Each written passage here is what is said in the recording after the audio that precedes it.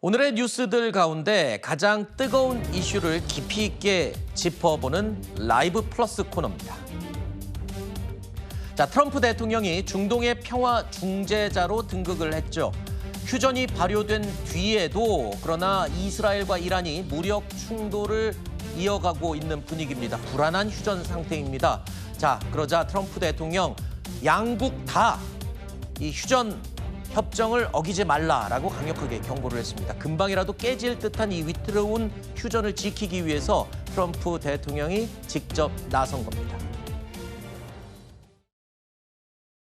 They violated, but Israel violated it too. Israel, as soon as we made the deal, they came out and they dropped a load of bombs, the likes of which I'd never seen before. The biggest load that we've seen. I'm not happy with Israel. Two countries that have been fighting so long and so hard that they don't know what the they're doing. Do you understand that? There was going to be a retaliation this morning by Israel, and they said you got to call back the planes. It's enough. It's enough, and they did, which I respect very greatly. Do you want to see regime change in Iran? No, I don't want it. I'd like to see everything calm down as quickly as possible. Regime change takes chaos, and ideally we don't want to see so much chaos.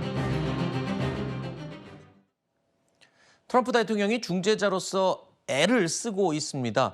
휴전 확정이 됐다라고 발표를 했는데 그 이후에 이스라엘이 이란이 협정을 어겼다라면서 보복을 예고했고 이란은 우리 미사일 쏜 적 없다라면서 진실 공방을 벌이는 상황이었죠. 자, 그러자 트럼프 대통령이 양쪽 다 휴전 협정 어기지 말라라면서 경고를 한 겁니다. 중동의 평화를 위해서 이게 아마 첫 번째 명분이겠죠. 그런데 트럼프 대통령 입장에서는 또 애써 얻게 된 외교 성과기 때문에 이걸 또 굉장히 잃고 싶지 않을 거예요. 우크라이나 전쟁도 본인이 중재를 실패했다가 정말 이 애써서 얻은 기회잖아요.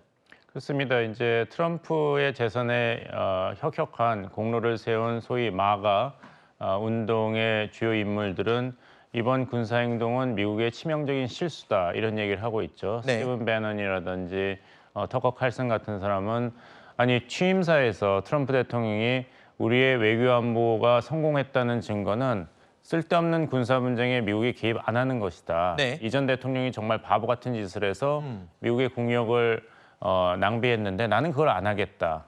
얘기해놓고 사상 초유의 그런 군사작전을 이스라엘과 해서 이란 내 핵시설 3곳을 미국의 폭격기와 미국의 벙커버스터가 폭발을 했죠.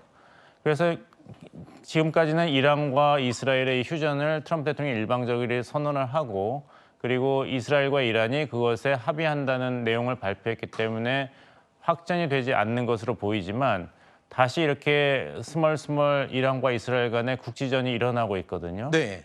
그러니까 이스라엘 측에서는 아니 우리는 휴전에 합의를 했는데 이란이 군사행동을 계속해서 우리 측에서 4명이 죽었다. 네. 그래서 우리는 보복을 한 것일 뿐이다. 어허. 이란 입장에서는 우린 그런 일이 없는데 이스라엘이 계속 군사행동을 했다. 트럼프 대통령은 양쪽 다 이런 행동을 중단해야 된다.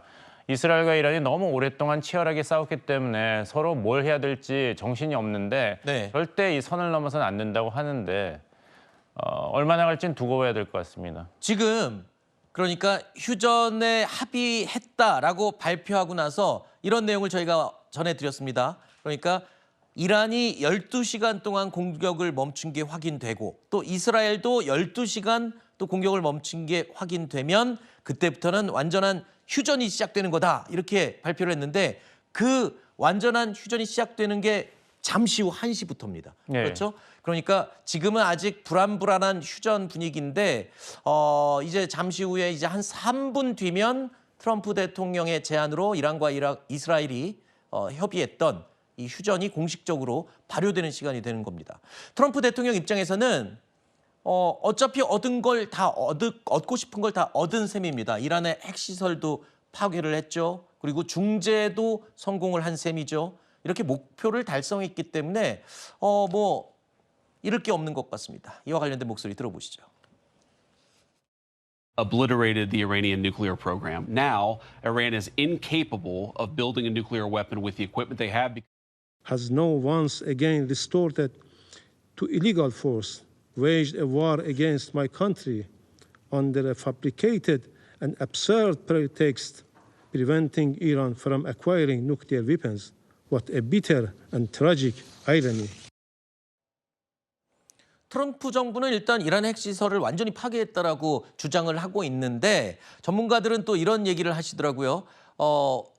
시간은 좀 더디겠지만 이란은 언젠가는 저거 다시 복구할 거다. 핵을 다시 개발을 할 거다. 이렇게 얘기를 하네요. 그러면 암암리에라도 힘들지만 계속 개발을 한다. 핵을 포기하지 않겠다라는 말인가요?